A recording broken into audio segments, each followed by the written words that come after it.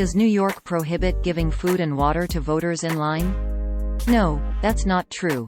It is not illegal to provide refreshment to voters, as long as the value of the refreshment is less than $1, and the person or entity supplying the refreshment is not identified, according to New York state election law. The claim appeared in a tweet, published by Gabriel Sterling, who served as Georgia's voting system implementation manager for the 2020 elections, on March 29, 2021.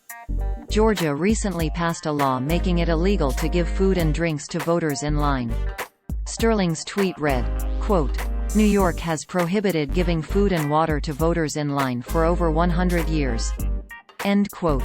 This is what the post looked like on Twitter at the time of writing. Source: Twitter screenshot taken on Monday, March 29, 18 hours 54 minutes and 14 seconds 2021 UTC.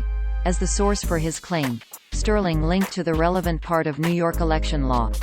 That section, 17 to 140, titled, "Furnishing Money or Entertainment to Induce Attendance at Polls," can be read here and below. Emphasis is ours, quote, "Any person who directly or indirectly by himself or through any other person in connection with or in respect of any election during the hours of voting on a day of a general, special or primary election gives or provides, or causes to be given or provided, or shall pay, wholly or in part, for any meat, drink, tobacco, refreshment or provision to or for any person, other than persons who are official representatives of the Board of Elections or political parties and committees and persons who are engaged as watchers, party representatives or workers assisting the candidate, except any such meat, drink, tobacco, refreshment or provision having a retail value of less than $1, which is given or provided to any person in a polling place without any identification of the person or entity supplying such provisions, is guilty of a Class A misdemeanor." End quote. The law is aimed at prohibiting bribery, but it carves out an exception, which we bolded. The text of the law makes clear that it's not illegal to provide refreshment to voters, as long as the value of the refreshment is less than $1, and the person or entity supplying the refreshment is not identified.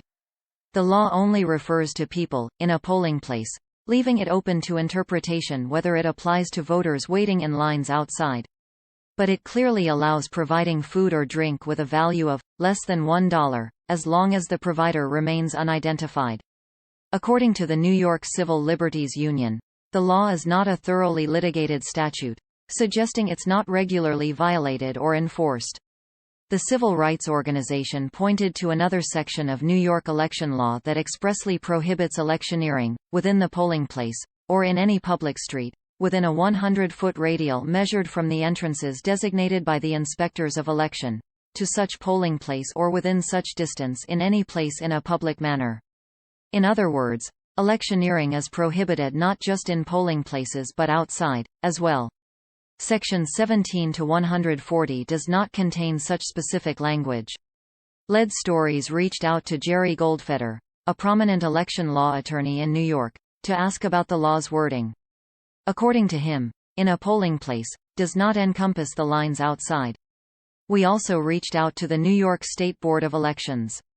We will update this story, as appropriate, if we receive a response. Sterling's tweet came on the heels of a new law in Georgia, which expressly prohibits the distribution of food and drinks to voters waiting in line. Critics contend that polling places in predominantly black neighborhoods are more likely to experience long wait times, meaning that the law will disproportionately impact black and other minority voters. Supporters of the law, like Sterling, have argued that it's not unlike laws in other parts of the country. He told PBS NewsHour that the distribution of food and water creates a loophole where people may try to influence voters in line. Sterling said, quote, "Well, the main thing is, it's been used as a workaround to get around that law. And the irony of this, as we looked it up, this is actually the law in the president's home state of Delaware right now. So, this is not some new thing that's been brought out. This is pretty standard across the country to avoid those kind of loopholes where people can go and campaign and try to influence voters in the line. And that's been the law in this state for decades. This was a workaround. People sort of abused it. It's hard to enforce for elections officials and sheriffs. Like I said, it's the law in the president's home state of Delaware." So I'm surprised that Schock isn't being held for his own state legislature, who passed the same thing." End quote.